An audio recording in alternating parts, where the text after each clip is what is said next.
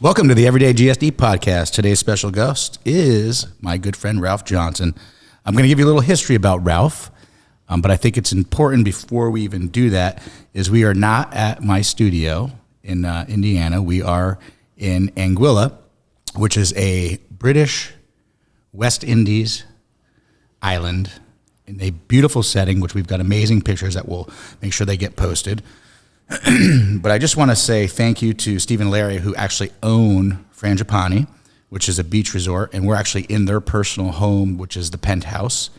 And Scott and Shannon, who we met years ago when we came down to visit you, Ralph, which are amazing people, and congratulations on your new baby. And they are actually in Italy right now because they've kind of set up another whole resort in Italy, and we can talk about that a little bit because you were just there, weren't you? Yeah, place is amazing. Yeah, because you get 2 months off a year. Every year. And we're going to go into that. By the way, chef Ralph's the executive chef here, but a little history on Ralph. I got a little note so I don't fuck it up. But Ralph grew up in Boston. He was a Northeast kid. He was a typical Northeast kid. He fucked around a lot, and his dad gave him some hard love, and I think that pushed you to become a chef. And then when you finally became a chef, or I should say to become a chef, you went to Le Cordon Bleu. You were top of your class. Then you were a chef at the Fairmont, which is where you and I met. Well, some stories about that. And then after there, you trained with, before that, you trained with Barbara Lynch, Mario Batali, Tom Kinkead. I always fuck his name up, but it's all right. People know who he is. And then, of course, Gordon Ramsay. And that brings me to you were on Hell's Kitchen. Yep, season 12. Season 12. And anyone who watched Hell's Kitchen knows that it's Hell's Kitchen. It's a tough gig, and you kicked ass on it. And you were actually, if my memory is correct, you were asked to, you made it to the last week, but then at the end, you were asked to come cook with the actual chef that won. Your team won. Correct. And then you end up leaving the Fairmont and came down and became the executive chef at the Straw Hat, which is a famous place down here, which I love. You can be in an airplane flying it into anywhere in the Caribbean or in Miami, or anyone knows good restaurants down here. They know the Straw Hat's a top-of-the-line place. And, of course, this property is I would call it a boutique property. It's beautiful. I don't know, I'd say there's 20 rooms plus or minus about here.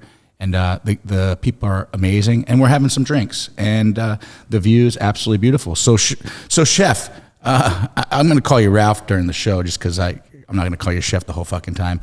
Yeah. But let's talk about you, man. All right, cool. Let's do it. So you're a little kid, and you just decide you want to cook eggs and then be a chef somewhere, or what happened? Well, there's a few things that happened. Like we're talking about basically get shit done every day, right? That's correct. So the show is about Everyday GSD, and I know you've watched a couple shows or a couple episodes, but just so the guests know, the reason I wanted you on the show, I didn't just fly all the way down here to have you on the show because I'm like, we'll get Ralph on the show. I came down here to have you on the show because you have been getting shit done since I've met you. When you were at the Fairmont, I've watched you progress into an amazing chef, and I always thought you were good, but you became just better and better at your craft, your skill, your trade, and you do that by constantly trying to get better in everything you do in life. And let's face it, the hours aren't easy, man. I know you get 2 months off a year here, but you fucking earn it because you work 10 months out of the year, and it's always a tourist season here until you leave. So basically you're 6 days a week for sure burning and grinding, but you're really 7 days a week, 24/7, because if somebody needs something at this restaurant, you're the guy. You make it happen. So let's talk about you, how you decided you want to be a chef. Well, I think like we're going back to, it's ingrained or it's taught to you, basically getting shit done. And my father was a military guy growing up, so you could understand how harsh that was. And for a guy like myself, growing up with a family of 4 sisters, I kind of felt like I got kind of pushed to the side. So I always had to prove a point or prove myself.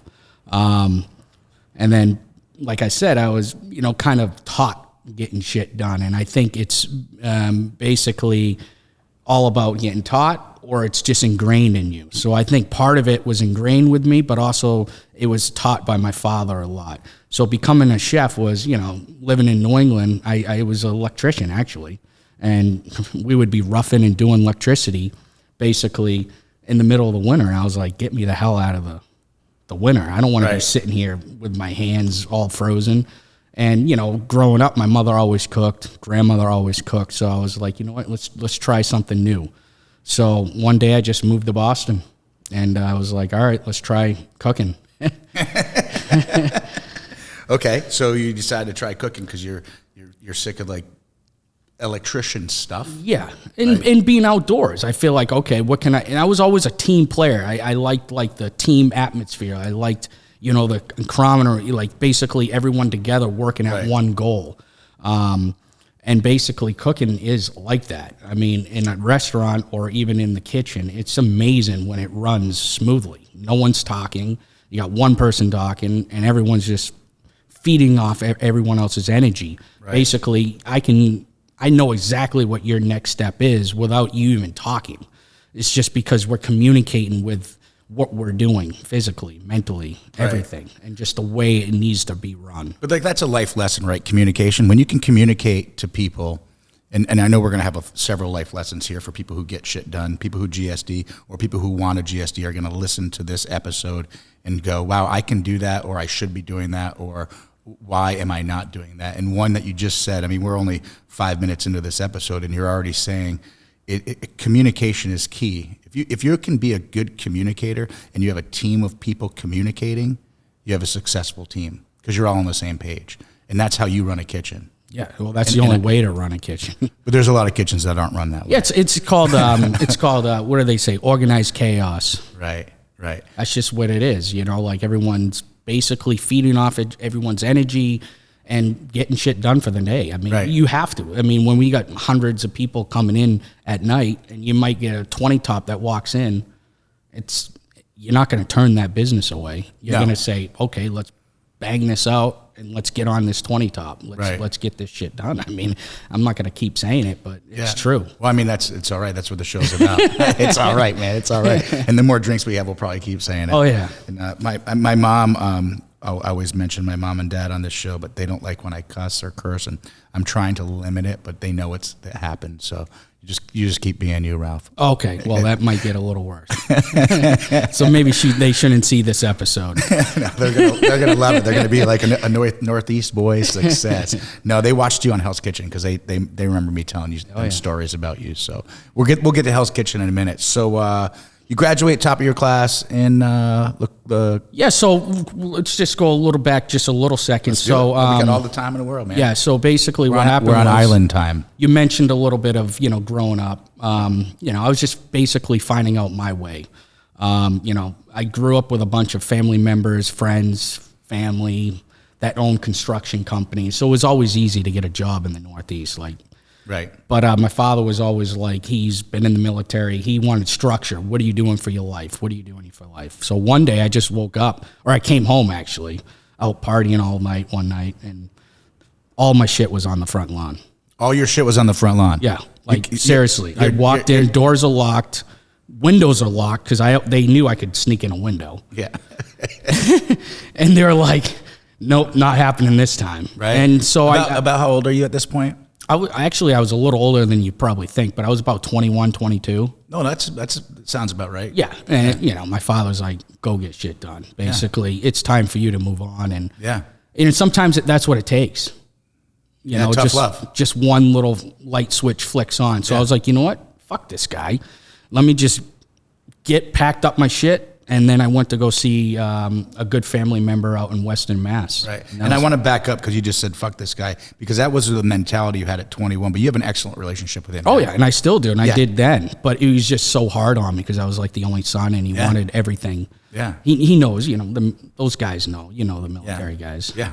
I know. So.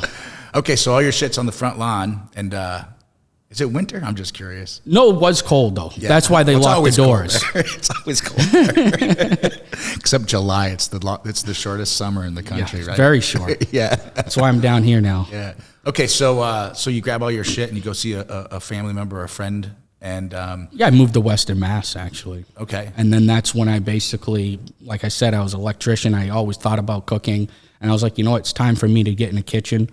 I went to the nearest hotel, got a job. The guy's like, you want to be a grill grill chef? I said, sure. Let me try it out. He's like, how much have you done? I said, none. You're like, today. He's like, you're starting tomorrow. But he just knew I was serious. Right. You know when you talk to certain people, like. Well, for you, it was a light switch, and I don't want to put words in your mouth, but it was a light switch. You needed to decide, now's time. I've got to stop messing up, and I've got to do something. I have talents and I have skill. I'm just not applying myself.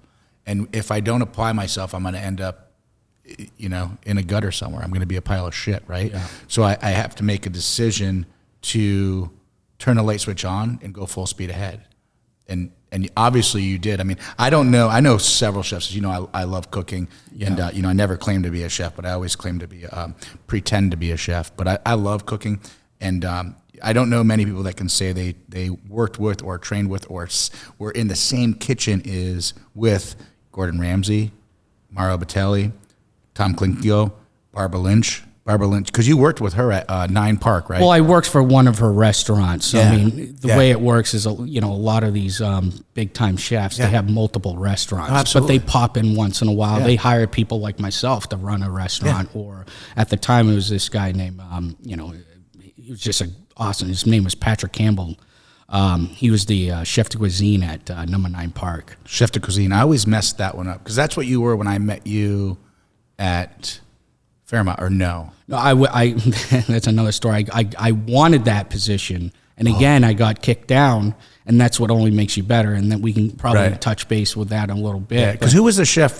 He was from Nantucket. His name was Chef Daniels. Nice guy. Yeah. In the customer. Correct, world. but he left, and then I wanted his position, and then a good friend from Canada came in and took it from me. Yeah.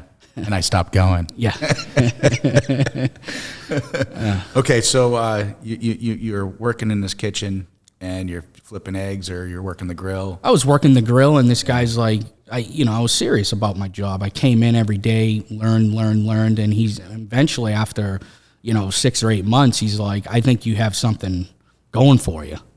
You might want to try schooling, because I don't know if you remember the chef booming in the early 2000s, I would say, 2010. It was just like everyone thinks if you go to school, you can be an executive chef when you get out of school. Well, that's not what it's all about. Yeah. But it was booming at that time. So a lot of good restaurants, they wanted to see some education. Right. But they also wanted to see experience. Right. But you graduated top of your class. That was after this awesome chef. His name is... Basically, his name was Chef Lee Maston. Okay. He actually worked for Straw Hat. So is this full circle? Yeah. And then we're like 10 years earlier. Oh, wow. Until I landed here. Because for the record, you've been here about 7 years now? 7 years. Actually, more than that. It's probably like 20 years earlier. Time flies. Yeah.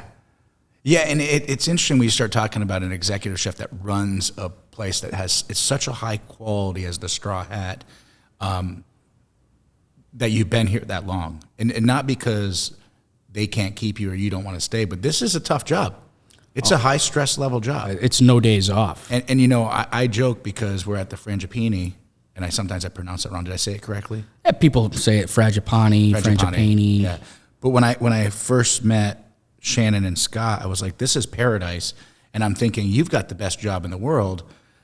But then I'm realizing, like, you're working in paradise, but you're not hanging out in paradise every single day. Like, we're here on vacation. I have the best days off. You have the best days off. That's a true story. And I'm looking for later. I'm looking forward to later today. Oh, yeah.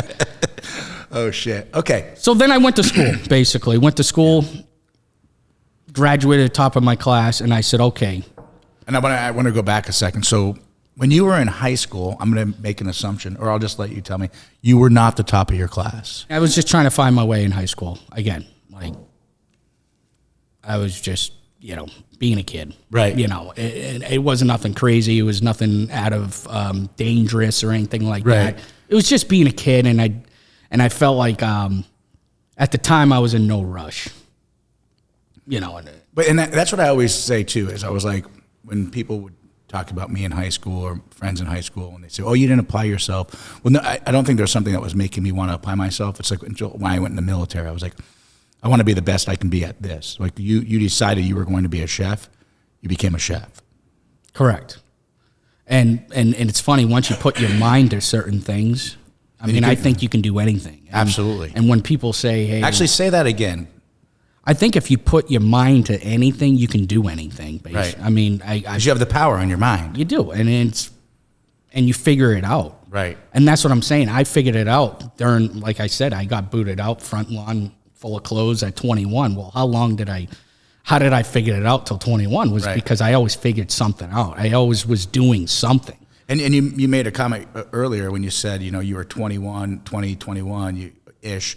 That's a little later for some people. That's not, though. It's not. There's people that are 25, 29, 30. They still don't have their shit together. No. And in today's world, in today's economy, it drives me crazy when I see these people. They're like, oh, I can't do this or I can't do that. And I'm like, just go out and do it.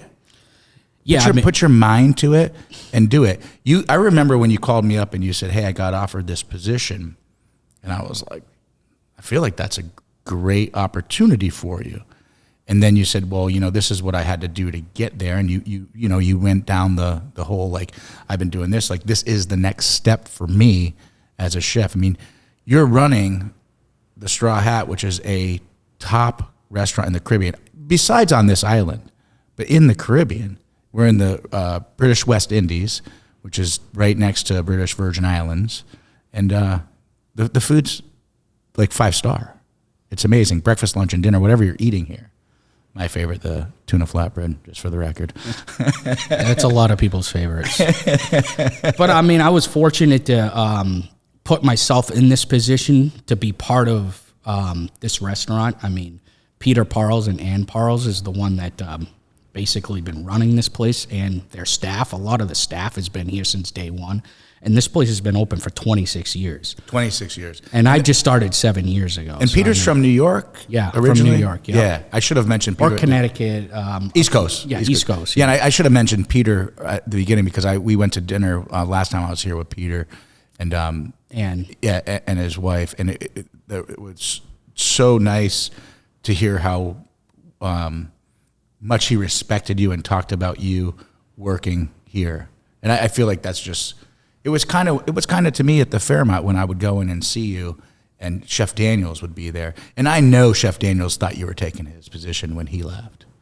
Well, he wanted it. Oh yeah, because I earned it. Yeah, but when you're in a corporation, yeah, other people have other directions, and yeah, you got kicked in the balls. But what'd you do? Did you quit? No, I sat there and worked on it and tried to learn something as much as I could. I'm always a firm believer.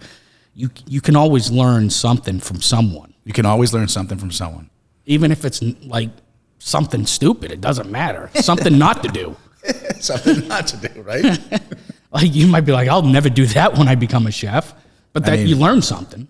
Like Justin, my producer for the show, who's not here. Normally I look over here because that's where he normally sits in the studio. Yeah. I would be already asked. I've got to get up and fix it. I remember when I called him earlier, I was like, how do you do this? And he's like, how many fucking times? I was like, well, I'm learning it, man. I'm learning it. Yeah. No, he's amazing. So much help for me on my podcast, but Justin's not here, so it's just me and you. So let's keep going about you. How many have you done offsite? I did one in Cabo just recently, and this one I've got a couple more scheduled. Cool. Yeah, I've got one scheduled in Jamaica, but I don't know. I'm a little concerned about bringing all the gear down there because this stuff's not cheap, And I might try to do a different setup down there, just because I don't want any issues with my stuff. When I came back from Mexico, they confiscated some stuff. Unfortunately, it was small dollar items. But I was like, you guys are killing me, man. Yeah, going back to what we were just talking about with this young. I don't want to get into it too much, but with the young kids nowadays, they're on their cell phones. I was outside when I was a kid hitting trees with a stick. Yeah. You know what I mean? Having the ball. Yeah. Getting out as soon as possible. Yeah. Didn't go home and do homework, and nowadays it's like, I hope we figure something out going forward. Yeah. And you don't see that as much down here. Oh, no. These guys, and that's the thing about down here is everyone's working. Yeah. It's a working island. But everyone knows it's 10 months, you work your balls off, and then you get 2 months off. Right. And when you have a certain 2 months off a year, the sky's the limits. Like I just went on a 22-day trip to Italy. Yeah. Like I knew I was off, so I could plan way ahead of time. Yeah, so you're off during hurricane season. Yeah, September and October. Yeah. Yeah, now you're back in the grind. Yep, but we're open, and that's the thing. As much as I get days off, but my phone's on. If I have a fisherman that's coming in with 100 pounds of lobster, if I don't answer that phone call, he's calling the next guy. Yeah. And if I don't get it, the sea might be rough like it was the last couple of days. Yeah. And I'm not getting any lobster. Right. And then you got an 86 of lobster on the menu, and then people are like, where's my lobster? Correct. They come down here for a week and they can't get lobster. They're going to be really pissed off. That crawfish? Crayfish. So it's a little different. Yeah, that crayfish is so good. It is. It's like it's a smaller version of a lobster. Yeah. A spiny lobster, not a New England lobster. Right. But it's more sweeter. Yeah. Than the spiny lobster. The spiny lobster is a little tougher and a little bit more neutral. Right. But I mean, you can't beat anything that's coming out of our ocean because we literally kill it, put it on a plate. Yeah, the ocean's for those cameras that we can't see because of the lighting. I don't know how to do that yet. The ocean is right there. Yeah. So as soon as the fish comes in, we're cutting it up and we're serving it that night. And as much as we've lived in New England, or I've lived in New England, I mean, we see, I would say, the best seafood in the United States. Oh, I agree with that. But still, it's not fresh. It has to go through a few things before it comes to a restaurant or anything like that. You just can't. People nowadays just, I don't know what it is down here. It's just we get fish, we put it on a plate and serve it. Up there, you might have to go through a couple more technical steps before they got to make sure everything's okay to sell it to a restaurant or something like that. Right. Now, you learned a lot from Gordon Ramsay. Well, let's talk about him for a minute. And I know that you did sign a contract when you were on the show. Obviously, there's certain things you can't talk about, and I understand that, so I won't get into those questions with you of like how they produce a show or any of that stuff. But let's talk about how that was an experience for you. Well, again, we kind of brushed on it. I tried to apply for the chef de cuisine job at the Fairmont in Boston. That's how me and you met. Right. And I got basically denied, but I was pretty close. Like everyone there said it. So it was just one day they had an open casting at a bar down the road, and I was off. It was like a Thursday. Right. And, I was like, you know what, let me just try it out. Let me just walk in there. And it was basically what we're doing right here. We got in, a couple cameras, a mic, Fox 25, you know what I mean? It was Fox basically, right? Not Fox 25, but it was Fox basically. They ask me a few questions, and then it goes to the producers, and they say, wow, this kid might be good on the show. Yeah, let's try the next step. Because they want two things. They want a personality, but they also want someone who can cook. Well, you would think, but I think also, I hate to say this, might get in trouble, but who cares now? Maybe don't say Maybe they want a couple that can cook, so they can get booted off quick. Yeah, that makes sense. Yeah, no, that makes sense. You know what I mean? So, I think they have, basically when they come in, they have 20 slots to fill. And I have to fill, and like when I applied, they said there was like 10 or 20,000 people that applied, and they bring it down to 20. Oh yeah, absolutely. And I think it's important to mention, what was season 14? 12. Season 12. I think Hell's Kitchen was kind of at the earlier stages of reality TV, because there's so many reality TV shows now that I think that people start to understand, they're not, they know that they're entertainment. They're not necessarily 100% what we see on the TV. But I think when Hell's Kitchen was doing it at the beginning, the first, 15 seasons. When he was yelling and spitting on people? Yeah. But at the end of the day, listen, you have to have a kitchen that runs, because the winner gets it's reality. The winner does get hooked up, for life. Because the winner on your show has a place in Vegas, right? Yeah, he worked at the Caesars in Vegas for a couple of years, and now he has this like catering business that's just booming. Yeah, and like I said, and then even myself, I'll walk down a random road, and if you got those diehard, Hell's Kitchen guys, they'll be like, "Oh my God, Ralph, come here," and take pictures out of nowhere. And it's like, I haven't been on the TV show in 10 years. Yeah. And you still remember me. Are you going back on the show? Who knows? That's another episode. That would be funny, huh? Yeah. Oh, shit. But yeah, I basically got on Hell's Kitchen out of nowhere. They just kept calling me, and the procedure to get on a show it's not easy. Oh, no. A lot of people give up because it's a long, you're getting personality tests, you're getting background checks, you're filling out paperwork after paperwork, and you're flying back and forth to wherever the production is. Yeah. And then you got to basically ask your job, hey, just by the way, I can't tell you why, but I'm taking 6 weeks off. Yeah, because they film around the clock. Oh yeah. So because you were filming what, like 18 plus hours a day? Yeah. So they called it a baby. Basically, it was your mic, right? And they said that's your baby, and that couldn't leave you.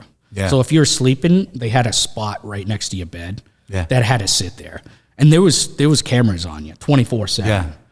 And there was no way, it was impossible to get out of a camera site. Right. Besides maybe the shower. That was the one spot, but you were given 5 minutes. Yeah. Even in the shitter, there was a camera. Just in case they caught something. Yeah. They wanted it on TV. Right. So. Well, and they also don't want you to do something that's going to compromise the TV show. Maybe not. Yeah. But, I mean, I think they wanted anything they could get. Right. You know what I mean? Because basically you're signing your life away. Yeah. If the ceiling fell on you, they're not responsible. Yeah. It's crazy. And they filmed that in LA, right? At the time they did. I think it's switched up now. It's over by Culver City in LA. Oh, okay. Now do you still talk to some people from the show? Yeah. I've actually have a few longtime friends, and some of them have, just like I have, succeeded. Yeah. Pretty. Yeah, I think that's an understatement. I don't know if that's the right word. Yeah, you've succeeded. You're doing all right. Yeah. I told you I was at the airport when I was in the lounge waiting to fly out, and this guy walked by and he had a straw hat shirt on, and I was like, did I take a picture or did I just text? Yeah, you did take a picture. Yeah, and you go, I bet he's coming down here. And, it's a big airport. We're in Miami, and the next we start getting ready for our planes, and now I see him on the plane. And then, so obviously when we landed here, I said to him, I go, oh, you like the straw hat? He goes, oh, yeah, I love. And he starts naming dishes. And I was like, oh, my friend Ralph runs the Straw Hat. He's the executive chef. And he was like, I go, are you staying at the hotel? And he goes, no, he had a house down here. And he's like, this is one of the best restaurants on the island. And saw him at breakfast yesterday. Yeah, you did. Yeah, and surprised me who it was, too. Yeah. You'd be surprised. Yeah, I think that's great. It is. They were with my other friends. They just... Yeah. They never see each other. It was like next door neighbors. Right. A friend that just bought a place, and it was the next door neighbor that hasn't been here in probably 6 months is coming down to visit, and it's his house. So let's talk about you're leaving the show, or do you want to add anything else about the show? I mean, the show was obviously one of the best experience I've ever had. It slowed down real life because when you're on the show, it's like you're thrown in the wolves. Right. And if you want to win, you have to really pick up your britches and fucking say, okay, right, this is no joke here. Like, if you want to go long in this show, it's like you got to take it serious. Not too serious, but serious enough to kind of focus, because they're going to try to throw you off. I mean, that's what the show is all about a little bit. But also, as a chef, you got to be prepared for anything. Right. If someone wants to come in and say they're gluten-free, dairy-free, everything-free, what are you going to do? Yeah. Put some grass on a plate? No. I mean, how many other chefs are probably doing that? Probably a lot. They want to see something creative, something that you can make happen. And it might takes me jumping in a car and going down the street, picking out some vegetables or whatever it is that makes someone's day happy. And that's what being a chef is all about, too. Right. And do you think working underneath Gordon Ramsay, and I don't want to say in the pressure kitchen, but working underneath him during the show, you learned a lot? It slowed down. It slowed the kitchen down, because now I've already been in a few kitchens before I've went on the show, and it just slowed down everything. Basically, it's like, oh my God, like you want to see pressure? That's pressure. You know, like they're throwing you they're throwing you curveballs left and right, because they don't. You have actual guests eating. Oh, we have actual guest eating. We have Gordon picking apart. Like, people think, oh, it's a TV show. He's there. Yeah. I mean, he's tasting your food, so he'll call you out. Yeah. He's gonna call you out. And who knows? You might even have another cast member or a friend that you think it's a friend. He might switch your cilantro with parsley, and he's gonna taste the risotto or whatever it was at the time and be like, this tastes like parsley. Why is it Tastes supposed like to be? donkey's ass. What do he would say? He'd always say Donkey's ass Donkey's or ass. whatever. Yeah. He got me a few times. So if you ever watch the show, you'll see him ripping me apart a few times. I'm sure several of the guests that will listen to this show have already seen the show. I'm pretty confident. Probably. Yeah. And they'll be like, oh, wow, there's that short kid There's the show. Okay. from Boston. Yeah. No, but I was laughing about with you the other night when we were talking about the show, because you didn't win, right? But at the end of the day, when you got eliminated, you made it to around the last week of filming, and then they asked you to still stay because they knew they wanted you on the team that would with the winner. Well, that's the They other have thing. to split the teams. Yeah, so they keep some people, right? They have to keep at least, I would say, 7. But at that point, they're keeping the best of the best because they Pretty much. because the final is they want to make sure like there's not someone sabotaging it. Correct. Right. And so Does that make sense? Yeah. So the two teams, the two chefs that they're basically saying, okay, you guys are the winners. You got to do the final night. Right. So it's coming up with your own menu, and then teaching the guys that you might have hated on the show, or you might have sabotaged on the show earlier, or you might have said something stupid to them. And you're hoping they work with you, because at the end of the day, you need someone to work with you to win, and that's the whole point. It's the whole point of teamwork, right? Correct. Everyday GSD, you can't do it by yourself. So I was put on a good team. You can't do it by yourself. Oh wow! Look at this, huh? Oh, well, look what we have here. This is the island drink. Yeah, this is a rum punch. Oh my God, this is Thank you, amazing. sir. Thank you so much. Wow, that's beautiful. Wow, we're gonna be here all day. Yeah. Thank you. Appreciate it. Thank you so much. Appreciate you. Let's toast to that. That's a surprise. Hold on, that's a little surprise. And don't cut this out. This is good. I don't want to. This is actually a This is amazing. That's a rum punch. Yeah, that's the rum punch. Yeah. Yeah, these are solid rum. Oh yeah, it's all rum. It's all rum. That's why it's called a rum punch. And this comes from the Straw Hat Straw downstairs. Hat, yeah. Okay. Because I know the island. We're a little distracted now because that just happened. Which, by the way, I love it. And I'm guessing that my lovely wife and your fiance might have had something to do with that, which is beautiful. Or just someone down there said, you know what, let's send those guys a drink because they're going to need one.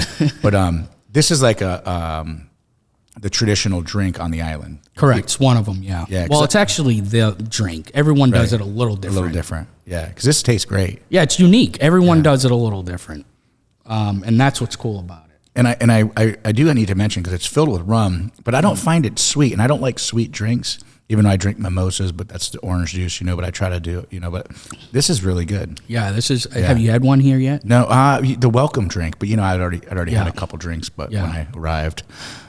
Yeah, so this everyone does it a little different, and this is you can see. Wow, they might have. I mean, no, this is how they do it, but they might have put a little extra juice in there. Yeah, they know it's for the chef. Oh shit! I don't even know where we were. I just took one drink of that. Hell's Kitchen, drinking rum in the islands. Yeah. Show's over. Let's go on our rum crawl. Yeah, we're gonna go on a rum crawl. We probably should do that today. Get some of my favorite fish bites. Oh, I don't want to start calling out all the restaurants down here with fish bites, but man, it's a lot of great restaurants, and that's the thing about down here is not only I think it has the best beaches around. If people look it up, they're gonna say Anguilla. Yeah, let's take a minute and talk about the island, and then we go back to you. Right? Yeah. But let's talk about the island because you've been here, 7 years ish. This place is beautiful, right? And let alone the restaurant Straw Hat's amazing. But I keep giving a shout out to Frangipani. It's amazing place. Yeah, I mean, I was fortunate. We haven't got there yet, but we're pretty much there. But the first chef that I worked at basically kept telling me about this place. Okay, we're going to go back in time. So the first chef, this is prior to... After I had my shit on the lawn. Yep. I went to go work. Okay, we're going back in time. Yeah, I went to go work for this... Western Mass. Yeah, I listen. Hey, you want to be the grill cook? He just came from basically an island called Anguilla. That's where we are right now. Yeah, you're like, this island called Anguilla. No one knows where it is. But he I showed texted me my buddy pictures. the other day, and I said, he's like, hey, man, how you doing? I said, I'm in Anguilla. Like, I'll hit you up when I get back in town.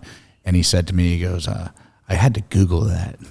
Yeah, it's a secret. His name's Jake. He's an awesome dude in Wisconsin. I know he's going to listen to the show, and you might have met him if not. But I'm sure he's watched you on the TV show. But no, it's a secret. Shout out to Jake in Wisconsin. By the way, this is the beautiful island I was telling you I was at. Jake, huh? Jake in Wisconsin. Cool. Jake and Rachel. They are Green Bay's. They're Green Bay fans. Oh, yeah. Jesus. No, they're great people. No, but it's a secret down Actually, there. everyone's great up there. Oh, yeah, I heard it's crazy. All their friends that I've got to meet became. Well, it's like family when I go up there. You know, Yeah. we stay at their house, and that's a whole other show. But anyway, they're just good humans and great people. So they need to come down here and check this place out. Maybe you should bring them next year. Maybe they'll come with me next year. But yeah, I mean, the chef just kept talking about this place, and then I moved on after. Like I said, I went to school, and then I went to, Fairmont. I mean, well, I worked for all those other great chefs for a short period of time, and then I said, you know what, let me work for a big corporation. Worked at Fairmont, and then I got kind of, I don't know what you want to say. I don't know if I can, but kicked in the balls, right? And then you could say kicked in the balls. My mom's listening, and she's going to say, why did he say kicked in the balls? I'm going to say, Chicky, that he's from Boston. That's how he talks. So basically, I got kicked in the balls. It was a little sore, but I was a man. I said, you know what? Fuck this. I'm not going to let it take me down. I'm just going to still get my shit done. And basically, I randomly like I said, I went to this bar and tried to apply for this TV show. And then one thing led to the next. 6 months later, I'm telling my job that I'm taking 6 weeks off. And how were they when you told them that? They said no. At first, they were like, what?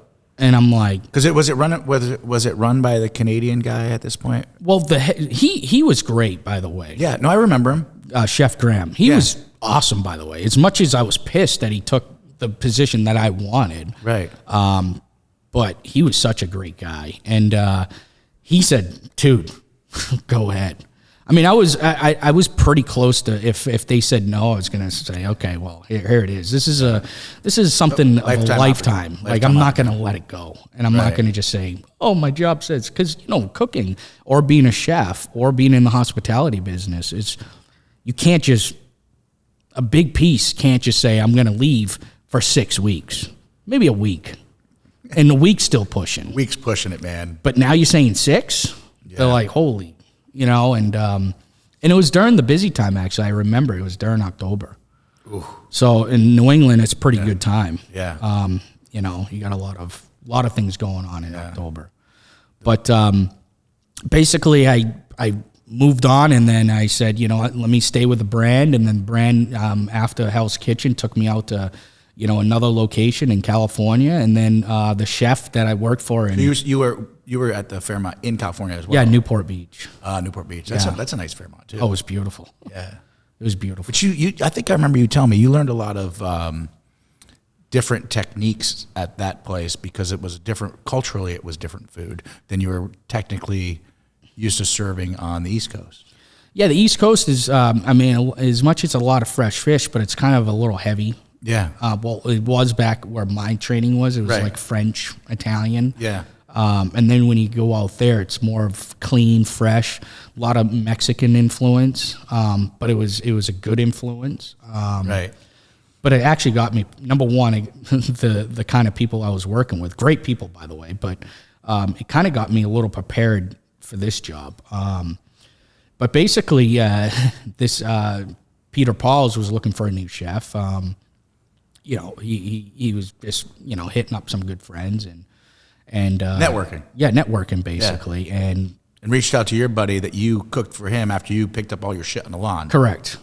10 years before. Yeah, probably 12 years. 13 years before. And says, hey, I want you to meet this guy, Ralph. But chefs always stick together. Yeah, right. And I might throw him a picture of a special I did or a big tuna that just came out and I got in. It's $1,900. Hey, dude, look what I'm playing with for the next few days. Right. We've always throwing shit back and forth. So I always stayed connected with that guy because he was just a solid guy and he put me into the right direction. Right. Like I said, he was like, after my father kicked me out, he was like another father to me that was like, hey, dude, you got something good for you. If you could stay on track and lower your temper just a little bit, you're going to be good. Well, it's interesting you say that because I had a show. We were just in Cabo, and I don't know if you've seen that show yet. But when it comes out, Gary from Arizona, we were talking, and he's not in the restaurant industry. He owns a glass company with his amazing wife Hope, and they're just great people. But on his show, we talked about if you could just help one person, how much it would change the world. You know, regardless of what industry you are, whether it's you're helping them on a religious mission, or you're helping them in at work, or you're helping them on the side of the road. If you can help one person, and then they take that message and help one person. And I know, the reason I want to re-mention that from the show in Cabo that we just did, because this guy helped you by your networking, and he believed in you and connected you with Peter. And I know for a fact, because I've watched people work underneath you, that you've helped. So you're not only taking on this responsibility of running a famous kitchen, you take on the responsibility. Everyone is your family here too, and the people that are in your life, you want to help them too, whatever that is. When I come down here, I'm treated like a king. All your friends and the local people here, they treat me like I own a house here and I've been here for 100 years, and it's because, you're friends with Ralph. And I think that's something to be said about your everyday GSD style lifestyle that you have, that you want to help people because you were helped, but you also put yourself in a position to accept the help. Does that make sense? Yeah, I mean, I also think if you're getting shit done, it's you got to lead by example. So you got to be okay to get your hands dirty. Right. I'm not some chefs will call it a desk jockey. Yeah. Nothing against the jockeys, but I'm not sitting. It's not a jockey, not a horse jockey. You know what I mean? But I'm not going to sit on a chair all day, right? I'm not going to sit there and just yell from the office and say, you do this, you do this. I'm going to be in the flames. I'm going to be in the fire. Yeah. If something goes down, I'm going to go down with you. Yeah. So that's where they respect. I don't take. I mean, if they need me, I'm showing up. Yeah. And I peel potatoes. I'll do whatever it takes. I'll cut parsley. Yeah. Doesn't matter. Yeah. If they need me to. I've seen you do it. If I got to run to a store, because again, we can get into the island in a minute, but if I got to run to the store, and because our main purveyor is out of something, and that's the thing, it's not like you can go to, I don't know, Whole Foods, or I'm trying to use a wide range of a restaurant. I mean, a grocery store in the U.S., like Costco or something like that, at Walmart or whatever it is. Yeah, you don't have the delivery truck just dropping stuff off. No, we get a container. We get a boat once a week. And the boat comes from Miami. Oh, so it's not coming from St. Martin. No, so we can get small deliveries from St. Martin. But it's not reliable. But it's not the big container that has like 50 containers on it. That's supplying every restaurant, every grocery store, and every convenience store down here for the week. Right. You know what I mean? And you got to think that's taken at least 5-6 days to get down here. So building a menu could be challenging. Building a menu could be challenging. But also you got to... What'd you say? Building a menu can be challenging? Yeah. Wow, drinking. This drink is amazing. Oh, it's great. We're done with this, I hope, right? No, we can probably finish that soon, too. Actually, there's one that actually has Prosecco. So we can mix them in there? Yeah, it's actually really good. It refreshens it up. Oh, yeah, there we go. Because, a rum punch is basically orange juice, pineapple juice, rum, and a little, color on the top. And not to get sidetracked, and what was the restaurant we went to where he gave us 3 options for the rum punch, but then it was like all rum? Oh, that was a beach resort, Zemi Beach. Beach. Yeah, down in the east. Yeah, I mean, that was a nice place, but to me, that's a large place. Yeah, I think they were run by Hilton. Hilton just took it over. Oh, okay. And again, we can give them a shout out, but it's nothing like this place. I mean, this place is like... And that's the thing. I think, as much as you keep giving me a lot of credit here... I want it, and I'd love and you to, should. And Shannon and Scott, believe me, when I first met them, because I was friends with you, but we went on the Frangie Cat, is that what it's called, the boat, and we went around to Prickly Pear, and we went around around the island. And I was like, what kind of hotel does that? Yeah, I mean, or resort. I don't know what you want to call this. What kind of boutique hotel? I mean, we went out and we just went and ate and drank with them, and it wasn't forced fun for them. You could tell we've emailed since then and texted. We're friends on social media, and it's not. I know that's their business, but at the end of the day, it goes back to that communication. And if they can give that extra step like you do when you're in the kitchen, people want to come back, right? Because I could easily come back to this island and stay at another place, but why would I? Why would I ever do that? I'd much rather come here and go check out the other places, but this place is amazing. And to hang out with me. And to hang out with you. But I mean, listen, I'm in Steve's. This is his house. This is his house. Yeah. He's in Italy right now, and we FaceTimed him, and he was like, "Oh, hey, Darin and Jonica," and they have hundreds and hundreds of guests. Yeah. And I've got a podcast, Everyday GSD. He's like, "I love the idea. Yeah, you can use my house." And here we are. And you're right below it. And I'm sleeping right below it. But this place is beautiful. Yeah, it is pretty sweet. I think it's let me make the viewers or whoever we're speaking to right now a little bit more clear. The audience. The audience. Yeah. We got any noise? And Justin hates when I do this. The audience. Yes. Now we're talking. It might be the rum punch talking. Yeah. We're going to start pushing all these. Woo! Yeah. Oh, yeah. Now we're seeing stars. Yeah. But where I want to back this up a little, because we keep saying a bunch of names here. Peter Paul's and Parles own Straw Hat. Okay. They were in say that a little slower, because I'm going to make sure that we have my team puts Peter Parles and Ann Parles own Straw Hat. The restaurant. So they were in a different location with my chef. Correct. Down here. They did dinner only 6 days a week. Steve and him were talking throughout some years. And Steve, just for the audience again, Steve owns Frangipani. And that's where we are right now. This is the resort. Steve Kircher. Yeah, Steve and Larry Kircher. Yes. Which is Shannon and Scott's parent, dad, and mom, and daughter-in-law. Yeah. I guess so the it's opposite. Scott's father and mother and Shannon's, basically parents. Parents-in-law. Yeah, correct. Yeah. However you say that. Yeah.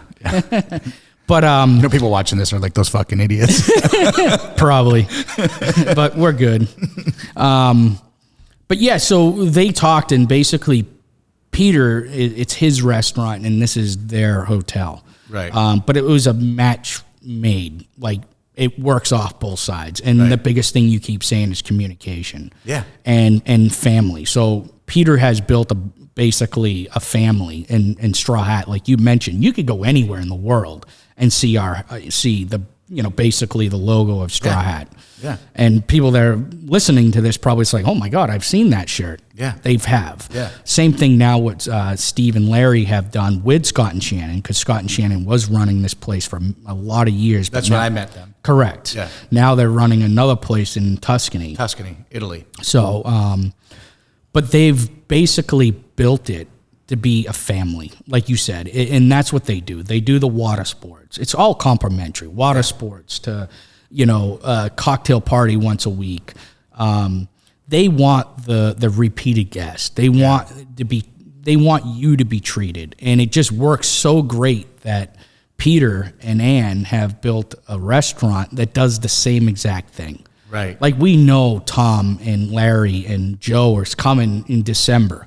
It's the same routine every year. Yeah. And basically we see the same people, and it's the same love every year. And, I try to switch up the menu a few times, but sometimes I can't because, like you said, you love the tuna flatbread. If I ever took that off the menu, you wouldn't see me here anymore. Yeah.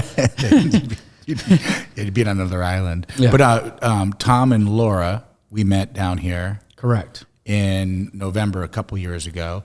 And ironically, they have a restaurant hotel right now on the street from one of my factories in South Burlington, Vermont. Excuse me. In South Burlington, Vermont. And this is the craziest story. I was telling my parents that I met them while I was here. They own the Windjammer and the hotel that's attached to the Windjammer. And they had the best salad bar. I know COVID changed a bunch of things, how they have to do things. But the place is amazing. They've got great steaks, great food, great everything. But I need to mention this, which has nothing to do with the show right now, but I want to just mention it because now I've got some rum in me. No, we're talking about family and love. It was my parents' first date was at that restaurant or that hotel when her dad owned it. Yeah. So I'm down here, and I made a comment about something about hockey, and he goes, "Oh, yeah, my kid plays hockey, and I played hockey. My brother played for the Bruins, and like blah, blah, blah." And I was like, "Oh, yeah, I played here and here and here." And he goes, "Oh, you're from the Northeast?" And I was like, "Yeah." And then I start talking about Vermont, and he goes, "Yeah, we have this restaurant." I was like, "I'm there all the time." And I had no idea. And then you're sitting in the pool. Sitting in the pool. Yeah. Drinking these conversation starters. Exactly. But that's the thing about it. Like you said, you had a buddy that had no clue where it was, but you have some people, they know it's a secret. Oh, yeah. It's a secret. Yeah. And people don't talk about it because no one knows about it. And that's what's great about this place. Right. Best beaches, best restaurant, and great people. It's small. It's like, a few miles long, a few miles wide. And basically it's a big family. Everyone knows each other, and most of their staff is loyal. They stay at the place that they've, started at. Don't get me wrong, there's some flexibility, but not much. I mean, you've seen it in the last 4 or 5 years. Yeah. You go and see the same, people in breakfast in the morning, Renee's and Shane's, and then lunch you see, the Jahadias and Shay, and then at dinner you see Lester and Armel and the new staff, and then Shelly Ann at the bar. I mean, it's the same crew, and for an owner like Peter, where I was going with is he's like the same thing as us, and I think that's why we're still together, because as a owner and a chef to still kind of be on the same page after 7 years, it has to be something going on right, and basically it's getting shit done. Yeah. And the biggest thing is, it's like if he has a problem or if I have a problem, we talk about it right away. We don't let problems build. Yeah. And then once they build, where you going with it? You know what I mean? You're yelling and screaming and you're releasing all this anger about 20 different things when we should have talked about them when they happened. Yeah. And about me and Peter's relationship is when something goes wrong, we talk about it. Yeah. Let's fix it. Well, I mean, a perfect example is I was making my reservation with John, the new manager, and I made a mistake. It's just for the record, anyone listening. I just had a little typo in there. I got confused. And I said, well, no, I mean, can I talk to Shannon? And he goes, well, she's out of the country right now. He goes, so he just forwarded her the email, and she got back to me in 5 minutes in a time zone, 10 hours away or something. I don't even know where she was at the time. And she goes, yeah, you're all set. John's got it. Then John hit me back and he goes, yeah, you're all set. We're all good to go. And I was like, and it was my error, by the way, just for the record, which, I don't make a lot of errors. Jonica's, if she was in the room right now, she'd be throwing something at me. I make errors all the time. But it was just a mistake that I made. And I was like, hey, this doesn't make sense. And then he goes, well, I'll send it to Shannon because you're a family. You come here all the time and like, we'll make sure it's right. And I go, and then Shannon hit me back. She's like, okay, you explained it all. And I was like, oh yeah, thank you so much. Jump through hoops while she was on vacation. She's traveling on vacation, answering my emails. Like that's ownership. That's GSD. Before we got on the show today, I had a customer I was texting with, or instant messaging or something, whatever, on the social media. And I said, hey, I'm on vacation right now. And I gave him the answer. And I said, just hit up Evan. And he's like, oh, thanks, I didn't want to bother you. And I was like, well, I had just turned my phone back on because, I keep it on and off while I'm on vacation because I do need some time. But, it was just nice that I was able to hit him back. But just as fast, Shannon did that to me. And, this is the hospitality industry. But a lot of people forget that hospitality is what wins the customers to come back. And that's right? That's the trick. The hospitality industry, what keeps customers coming back is the hospitality. Correct. And taking ownership. And taking ownership. And listen, it wasn't like, I want to preference. It was my mistake. And she was like, no problem, we got it. And then she explained it to me, and I was like, oh yeah, cool. Yeah, I'll see you in a couple months. And here I am. Yeah. In beautiful Anguilla. And that's the thing, like drinking rum punch. Yeah, I mean, the reasons why a lot of people the camera can see that. Yeah. His is a little lower than mine.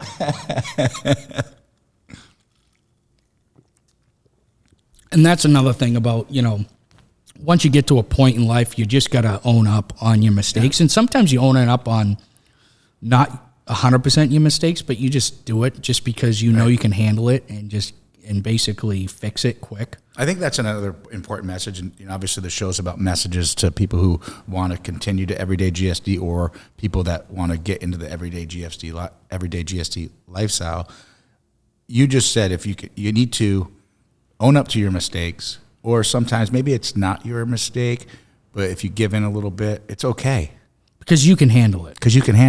And you'll make it right on both ends. And Correct. At the end of the day, like you got two happy parties because you're not upset about it, and you're not throwing someone on the bus that might go home crying or now he's shitty for work for 2 days or bad employee. Steak fucking went overcooked. You know what? It is what it is. Yeah. You know. Okay. Cool. Yeah. You know, or it might not be overcooked. The guest can't see. It's dark. Or the guest doesn't know what the fuck they want. Yeah. And it's like, dude, you asked for a medium well. This is actually medium. Yeah. And you think it's well done. And you think it's well done. But you know what? I'm not going to go out and You've had too many of these. Yeah. I'm not going to go out there and slap the same steak down and say, hey, is this one better? Yeah. Even though it's the same steak. Right. No, you just make another one and you move on. Yeah. You know, because that one steak is costing you, a couple bucks nowadays, but it's not going to cost you that much in the long run. Right. And, a lot of people disagree with the comment or the saying is the customer is always right. I think over the years it's changed a little bit, but I still like that. I mean, at the end of the day, we're the ones, they're coming here, once or twice a year, spending a certain amount. Right. And I'm here doing the same thing every day, right? For 10 months. Hey, we take a hit one day or we take a hit on a meal. It is what it is. So my motto is the customer's always right until the customer takes advantage of it. So like in my industry, we have customers that are repeat customers constantly all the time. And if maybe they're wrong, but it doesn't really matter because at the end of the day, it's not the end of the world. Just make it right for them so they can make it right for their customer. But when they take advantage of it and who those people are, that's when you go, you know what? It's time for me to look for another customer because you're not the right fit for our core values. You're actually trying to take advantage of our generosity or us trying to supply or service you. In the hospitality industry, if you have a customer that every day came in here for 5 or 7 days or however long they were on vacation, every day they had a problem with their steak and wanted it comped, eventually you're going to go, you know what? Maybe our steaks aren't the right steak for you. Correct. Or this restaurant's not right for you, so it's time for you to leave. Time for you to leave. And that's true. That's happened. I've seen owners do that. I mean, down here, for an example, we got front row beach. It's beautiful. So you get basically we call it the A row. We got 10 tables right on the beach, and then we got a B row that's 10 tables. And some guys, we get famous people down here all the time, and then LeBron rented last time I was here. Yeah. LeBron rented the place right next door. Yeah, he was right there. Yeah, and then Butler was on an island a couple of years ago. I mean, Paris Hilton was doing her honeymoon in where we were talking about Zay Beach for the rum punches. That was like 4 months ago. Right. So people come, but what's great about down here, I would say the feeling of, the locals, we call them, people that have lived here all their lives, they're not going to come over and start asking for autographs. They let you do your thing. They treat you, and this is where I'm going with this, they treat you the way you should be treated, like you're just a regular person. Yeah. And because that's how we always should treat people. Because everyone's treated like 5-star down here. Correct. And so what I'm saying is, some people, we have reservations that have been in our reservation book for months, and first come, first serve. So that's just how my boss has always done it. So if you made the first reservation for that night, you're on A1, A2, A3, all the way down to 10. After that, you're going on the second row. And we've had some big time guests and people come in and say, I'm this person. I want a ocean view or ocean table. He'll be like, our rule is, no, you're 6 months behind. Yeah, those tables are full. Do you know who I am? Yeah, I know who you are, but you're 6 months behind. These people have been coming for 20 years. This is your first time. Yeah. And I know who you are. I still want a picture with you, but at the same time, you're getting, second row. And a lot of people appreciate that. Yeah. Because it could be you that, someone anywhere I'm saying on this island, not just my restaurant. we treat people the way they should be treated. Yeah. And that's what it's a secret down here. It really is. And, me and my boss get along very well. And I wouldn't ever want to leave this place unless, the beaches disappeared. Yeah, right. And that's never going to happen. But it's interesting that you say the way you guys treat people. But if we go back in time, we'll go back into like Boston, New York, or California, the U.S. Years ago, that's how every restaurant was. Back in the day. But when I was starting, if someone wanted to throw some money, they were sitting wherever they wanted. Yeah, but what I mean about just respecting the customer, respecting the employee, everyone respected everyone. And if there was an issue, they communicated. Now, if there's an issue, they want to put it on a post or some bullshit. Oh, and they want to give you a bad review. They sit here and eat a steak, and I know it doesn't happen here because I've looked at your reviews. But if they, you eat a steak at a restaurant, but you eat the whole thing, and then the server comes over and says, "How was it?" And you're like, "It was okay, thank you." And then you leave and give them 1 star. Well, that screws them. Instead of communicate with them after you took your first bite and go, "You know what? Actually, you sent me out a medium rare. I know that's what I ordered, but I don't know my steaks that well, or I do, and I think it should have been cooked a little more." And then all of a sudden, they fix it. But let me fix it. Fix it. Yeah. Let me make a good experience. Don't eat something that's shit. Yeah. Or you're not happy with. Yeah. Like, and then eat it and then go around like a little whatever. That's a good chef's message. Say that again. Let me fix it if you don't enjoy it. Simple. I mean, if it's truly, you might not enjoy it, but let me fix it. Don't just eat the fucking thing and then go home and drink a bottle of wine and start going on TripAdvisor or and that's a message from every chef to the customers, right? Yeah. Absolutely. Yeah. And it blows your mind that some people, I don't know why they do it. And don't get me wrong, you can't make everyone 100% happy. No.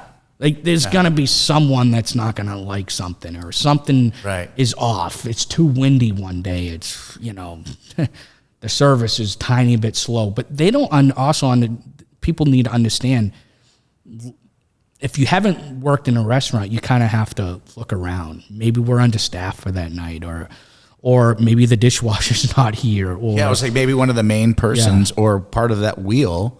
I've always talked about the wheel. What's the most important part of the wheel? People say, oh, the tire, everyone. The spoke. It's everyone, the spoke, the hub, the rubber, the actual rim. That's what keeps the wheel straight and rolling, right? It's very simple. So when you start pointing fingers and you don't know what happened. Like you said, maybe the dishwasher didn't show up, and that's why they have to switch your glass. Well, I always come here and I get this beautiful glass and that rum punch you give me, and I had to have it in a different glass. I don't like it. Well, maybe we're out of glasses. Yeah. Right. Yeah, it's interesting. It's knowing when to communicate with the individual if you have a problem. And when to decide, is it really a problem that I need to communicate, or am I just being a fucking bitch? Yeah. Am I being a Karen, right? So like if I go to one of my favorite steakhouses back in Indiana, Anthony's Chop House. It's a phenomenal steakhouse. The staff, the service, I can't have a complaint, right? The chefs there are top notch. The owner, Anthony, treats everyone like a king. And or a queen, and I absolutely love it. And is their steak perfect every time? I'm gonna tell you, it's like 99.95. So I'm gonna say almost 100%. Yeah, there's been a time where it might not have been 100% how I ordered it. And am I gonna go bitch and be like, I just spent X amount of dollars? No, I might just I'll eat it and pay for it, and then I'll tell Slink or Zach, one of the bartenders at the bar, and just say, he was like, oh yeah, how was it? It was good. It was great, as it normally is. But I would have it was just cooked a little overcooked or a little undercooked. But I'm paying for it. Like there's no bad review. I'm just telling you, just in case maybe the grill's a little hotter than it normally is, or the chef's stressed out and busy. I just want you to know, because if someone's a first time customer coming in there, they might, I don't want to come back. But that's what a good restaurant does. They want the positive feedback, but they also want negative feedback. And when I say negative feedback, they don't want negative feedback as like, oh, I'm the professional telling you what to do. No, listen, I'm still a customer, and I'm just going to give you my feedback in person. like a human, eye to eye. So in case you want to make that change, but hey, if you don't, you're running your own business, man. And I reference Chop House. I'm gonna have to change that number because I think I said 99.5% of the time it's perfect. It's 99.99 times perfect. So it's like 0.000001.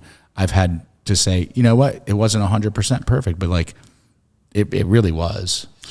You've been chefing. You've been to that restaurant. How great is that restaurant? Oh, that place is amazing. Yeah, and I brought you to several restaurants. Savor, Eddie Merlot's. My friend now runs Eddie Merlot's, and I can tell you he's already elevated the game. We went there the first time in a couple of years because we hadn't been there just because there's a lot of development where we live, and we've been going to those restaurants. Went to Eddie Merlot's, and I was like, I'm so glad Seth is basically rewriting the way they're running their business, and it's beautiful. And he's a great guy, and he kind of reminds me of you when you go into a restaurant. You're like, you sit back and you observe. When they first hire you, you're like, I'm not going to go in there and change everything. I'm going to sit back and learn what everyone's doing, and then I'm going to make decisions how I'm going to make it better. It's the old saying, you can't build Rome in one night or one day, right? My dad says he wasn't the foreman, but yeah. But also too, like you just mentioned, like figuring out when to say something as a customer. Right. Well, if you want to say something, fine, go ahead. Yeah. But say something. Yeah. Don't not say something. Leave the restaurant. Yeah. And then go write us up. Yeah. Well, just say something. Yeah. And not only it's like you're saying, you don't like you just said you're at Anthony's. You don't know if there's someone training for the first night. You know what I mean? They're trying to, or they got a 30 top behind me that I didn't see, and I'm on one order, and they try to do me a favor by fitting me in, so I didn't have to wait for 30 steaks to get cooked. And they're like, you know what, Darin, let's get them. No one knows the situation exactly. And at the same time, if you're that unhappy, go get it fixed. It's going to come out perfect the next time around. Yeah. So for as a chef, I don't mind that once in a while. Like you're saying, I don't mind that once or twice because now I'm trying to train my guy. Maybe it is a new guy or it's a guy that's been doing it and I can see he's fallen off a little bit. I need him to start stepping up again, or I need him to recalibrate. So basically, so I get a guest that comes in and says, "Hey, dude, what's going on?" Or a server saying, "Hey, this is off," and we cut it and it's completely off. I'm like, "Dude, come on, man, you're my man. Yeah. This is well done and it's medium rare. Yeah. Like, come on, we can't have this happen." And that just kind of recalibrates someone once in a while. I think we all need that. 100%. I think we need it in the gym. I think we need it mentally. That's why you go on vacation. That's why you're here right now. I think everyone needs that to get shit done again, because you take a break and then you got to start up again. But at the same time, doing it every day, it kind of, it might kind of, you just get in the motions. Right. You need to recalibrate once in a while. Yeah, because the motto is everyday GSD, right? It's every day get shit done. But at the end of the day, every single day that you get shit done, whatever that means in your world, whatever that means with the people you hang around with, of you everyday GSDing, you need someone there that also GSDs that says, hey, you know what? Here's a little corrective criticism. Here's a little help. It doesn't mean that you're blackballed from whatever you're doing. It just says, or you suck at your job. Or you suck at your job. It just says, hey, you're slipping up a little. The concept of this show is to have like-minded people that GSD every single day. And the more you surround yourself with people that everyday GSD, you'll find that your day will be more GSD. And motivation. Motivation, right? Because the difference between motivation and discipline, I say this all the time. Discipline will help you be motivated. You can lose motivation, but if you have people that are disciplined around you, you'll continue to be motivated. Those are facts. Those are 100% facts. Okay, we've been here for a little while, so I'm going to give a couple shout-outs before we wrap it up, but I want to say thank you, Ralph. You are a true everyday GSD person. I've known you for years. Do you have one message for the audience, and then I'm going to wrap it up? I mean, I got a few messages, but I think the one big message is no matter where you are in life, what situation you are, if you really sit back and, kind of look at yourself and then start somewhere, if it's small little bits of getting shit done every day, even if it's a health issue or a mental issue or a family issue, everyone's going through some shit, right? And the last couple of years of what's been going on, everyone really got to look at themselves in the mirror. The only person that can fix things or change things or get shit done for yourself is yourself. So if you can just sit back, and you don't need to do big strides. You don't need to do small strides. And take it from me. I'm in the Caribbean right now. My parents come down here twice a year, and they look at me. They're like, this little fucker, he's just kicking ass now, you know? And don't get me wrong, it's a team down here. But I'm part of the team. I'm still here. And I'm still getting shit done. And I'm still bringing people here, trying to let them see my world, what you can do as from a kid getting his shit thrown out in the front lawn to building relationships. And that's the biggest thing, like you're saying, getting shit done is building relationships to get shit done, you know? And basically, no matter, you can do it. Anyone can do it. It's just you got to mentally put it in your head and start. You can't just say tomorrow or next year or I need money or I need this, I need that. No. I need more time. Let's start January 1st. Exactly. Or wait till January 1st. Oh, that costs too much. No. Go work for someone that has the money. Like you want to be a contractor. Well, we'll go work for a contractor first. Build some money up. There's always ways of doing it. Right. And I couldn't see myself here one day, but that switch just turned on, and I was like, this is it. Yeah. And I always got shit done when I was younger. It was just in a different way. Right. But when you really want to start saying, okay, it's building relationships, and that's where it really, because like you said, surrounding yourself with people that get shit done. Like-minded people that get shit done. And it motivates you. Right. I think you were a big part of that back in Boston. Like, who's this guy? You know what I mean? I'm sending up these meat platters. I like the meat platters. Guys, you should have seen these fucking meat platters. No cheese, just all meat. And he'd be like, is Ralph down there? Just piles. And Chris would be sending you up a drink. Yeah. Big fucking Chris. Big Chris. But, you know, and then... Now I feel like we can't wrap it up. I think we got to talk about it. We'll go on for hours. But the thing is, you motivated me. Thank you. Like you took us on these boat trips, and because you were getting your shit done. It was like, okay, I have the mentality, I have the backbone, I have the the drive. This is what you got to do, and you can still have fun. Yeah, and you can still have fun. And you know what? Thank you. I appreciate that. I appreciate the kind words, and I think everyone has it in them. He or she can GSD if they put their mind to it. And I think that was a valid point when you said, if you put your mind to it, you can do anything. I want to just close out by one thing. I know you already have a shirt because you've got one before, but here's a I got a couple. Everyday GSD hat. This is hot off. Awesome. These are hot off the press because truly I know you'll wear this with pride. No, after we'll do that. Okay. But I just want to make sure you get this on the show. And also, real quick, I want to thank again Steve and Larry, who actually own this amazing place, and Scott and Shannon, who, again, congratulations on your new baby. Thank you for letting us come here and be part of your family. And anyone who wants to come down to the Frangipani Hotel and stay here, you should definitely look it up. Come to Anguilla. It's a beautiful island. And come see my boy, Chef Ralph, at the fucking Straw Hat, because it's a home run. Thank you, sir. I love you, brother. Love you too, man.